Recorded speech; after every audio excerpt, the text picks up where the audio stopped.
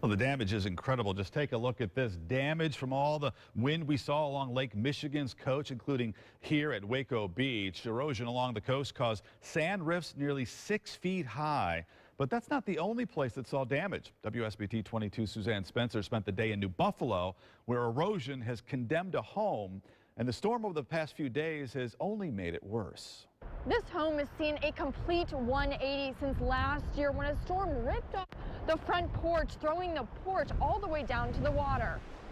With the sun shining, the waves aren't letting up against the New Buffalo shoreline. The beach is the reason we're all here. It's the thing that economically drives this community. Ed Oldest lives next door to a condemned home, a story that started on Halloween last year when a storm crumbled the deck and parts of this home right down to the water. Here we are a year later. The owner of the property had a reverse mortgage on the property, so she doesn't have the funding to repair it.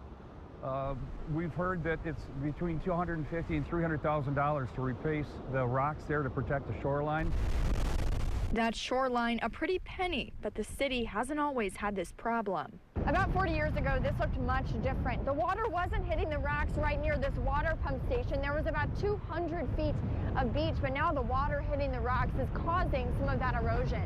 Because of its state, the city has stepped in for fear the whole thing could come crashing down into Lake Michigan. So we've been monitoring it for a month now, actually for a whole year, but every day for the last month. And with the continued erosion from yesterday, and as you can see, it's continuing today, we need to get that small portion off the back. While neighbors just want the beauty to shine back in. You have water against rock. Over time, water always wins. All these homes along the lake, south of the harbor, are going to be threatened. The screened-in porch there on the front of the house with the plywood is most in question after this most recent storm, and the city is actually working with a contractor to remove that porch within the next few days. In New Buffalo, Suzanne Spencer, WSBT 22 News.